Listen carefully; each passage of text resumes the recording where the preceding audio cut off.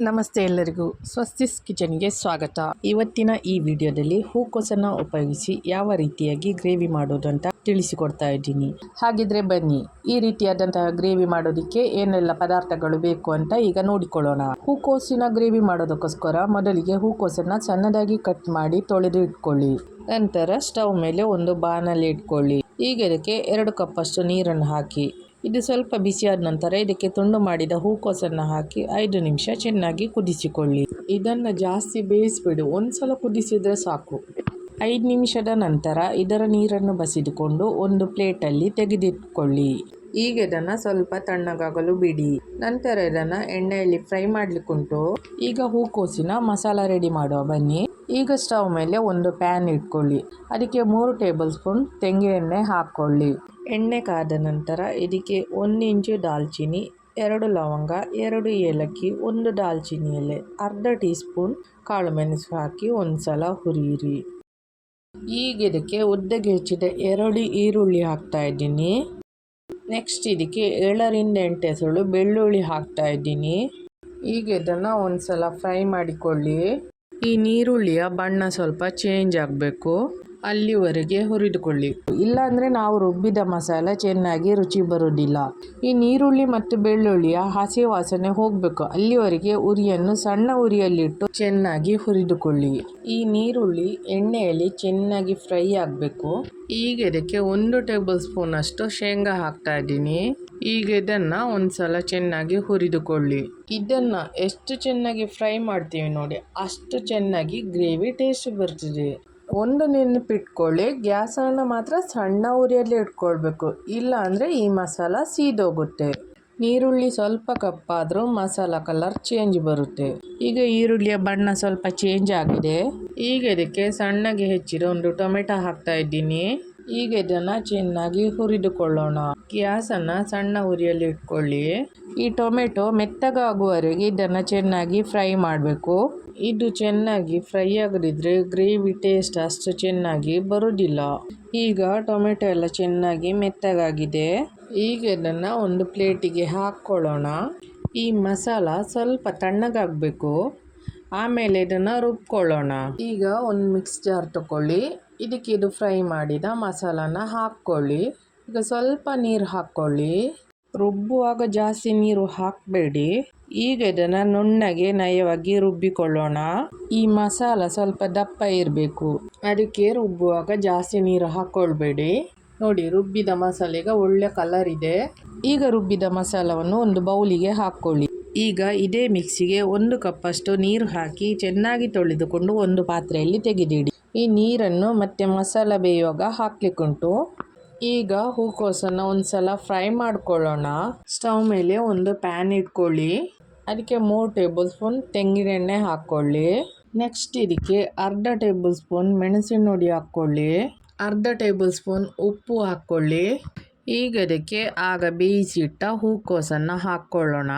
ಈಗ ಇದನ್ನು ಒಂದ್ಸಲ ಚೆನ್ನಾಗಿ ಬೆರೆಸಿಕೊಳ್ಳಿ. ಹೂಕೋಸಿನೊಂದಿಗೆ ಈ ಮೆಣಸಿನ ಹುಡಿ ಎಲ್ಲ ಚೆನ್ನಾಗಿ ಬೆರೆತುಕೊಳ್ಳುವಂತೆ ತಿರುಗಿಸ್ಕೊಳ್ಬೇಕು. ಈಗ ಇದಕ್ಕೆ 1 ಕಪ್ ಹಸಿ ಬಟಾಣಿ ಇಲ್ಲ ಫ್ರೋಝನ್ ಬಟಾಣಿ ಹಾಕ್ಕೊಳ್ಳಿ. ಈಗ ಒಂದ್ಸಲ ಎಲ್ಲವನ್ನ ಹೂಕೋಸಿನ ಜೊತೆ ಚೆನ್ನಾಗಿ ಬೆರೆಸಿಕೊಳ್ಳೋಣ.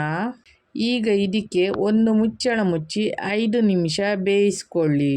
ಜಾಸ್ತಿ ಬೇಯಿಸಬೇಡಿ, ಮತ್ತು ಗ್ರೇವಿ ಜೊತೆ ಬೇಯಿಸ್ಲಿಕ್ಕುಂಟು.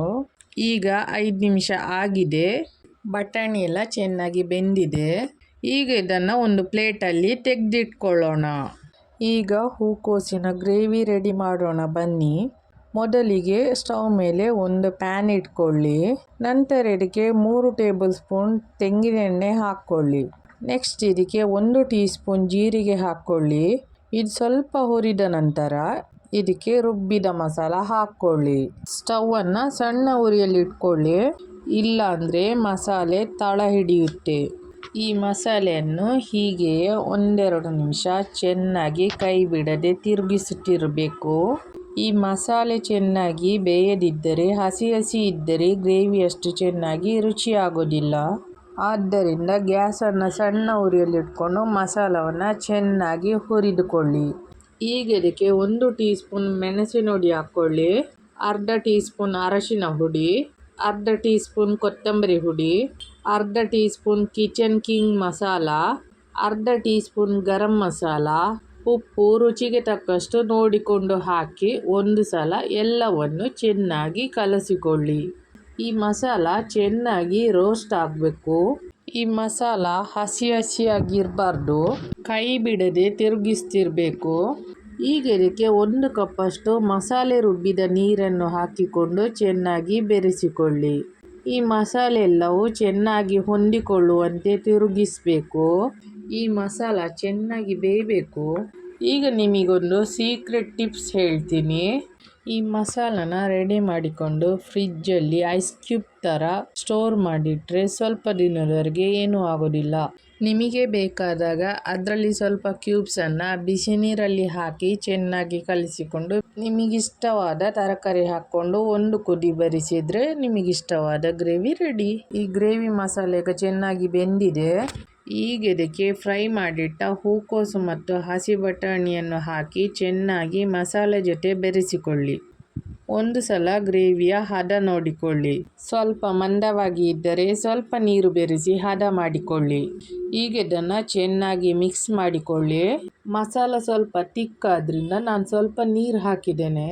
ಉಪ್ಪು ಸರಿಯಾಗಿದೆ ಎಂದು ನೋಡಿಕೊಳ್ಳಿ. ಈಗ ಇದು ಕುದಿ ಬರಲಿಕ್ಕೆ ಸ್ಟಾರ್ಟ್ ಆಯಿತು. ಈಗ ಇದಕ್ಕೆ 1/4 ಕಪ್ ಸಣ್ಣಗೆ ಹೆಚ್ಚಿದ ಕೊತ್ತಂಬರಿ ಸೊಪ್ಪು ಹಾಕ್ಕೊಳ್ಳಿ. ಈಗ ಎಲ್ಲವನ್ನ ಮಸಾಲ ಜೊತೆ ಚೆನ್ನಾಗಿ ಬೆರೆಸಿಕೊಳ್ಳಿ. ಈಗ ಒಂದು ಮುಚ್ಚಳ ಮುಚ್ಚಿ ಸಣ್ಣ ಉರಿಯಲ್ಲಿ 10 ನಿಮಿಷ ಬೇಯಿಸಿ. ಈ ರೀತಿಯಾದಂತಹ ಗ್ರೇವಿ ಚಪಾತಿ, ಪೂರಿ, ರೋಟಿ, ದೋಸೆ ಎಲ್ಲದಕ್ಕೂ ಬಹಳ ಚೆನ್ನಾಗಿ ಹೊಂದ್ಕೊಳ್ಳುತ್ತೆ. ಇದೇ ಗ್ರೇವಿಗೆ ಹೂಕೋಸಿನ ಬದಲು ಬೇರೆ ಯಾವುದಾದ್ರೂ ತರಕಾರಿ ಕೂಡ ಹಾಕಿ ಟ್ರೈ ಮಾಡ್ಬೋದು. ಹಾಗೆ ಪನ್ನೀರ್, ಮಶ್ರೂಮ್, ಆಲೂ ಜೊತೆ ಈ ಗ್ರೇವಿ ಸಖತ್ ಚೆನ್ನಾಗಿರುತ್ತೆ. ಈಗ ಗೋಬಿ ಮಸಾಲ ರೆಡಿಯಾಗಿದೆ. ನೀವು ಮಾಡಿ ಹಾಗೆ ಹೇಗೆ ಬಂದಿದೆ ಎಂದು ತಿಳಿಸಿ. ಈ ವಿಡಿಯೋ ನಿಮಗೆ ಇಷ್ಟವಾದರೆ ನನ್ನ ಚಾನಲನ್ನು ಸಬ್ಸ್ಕ್ರೈಬ್ ಮಾಡಿ. ಈ ವಿಡಿಯೋಗೆ ಲೈಕ್ ಮಾಡಿ, ಆದಷ್ಟು ಶೇರ್ ಮಾಡಿ, ಹಾಗೆ ಕಮೆಂಟ್ ಮಾಡಿ ತಿಳಿಸಿ. ಧನ್ಯವಾದಗಳು.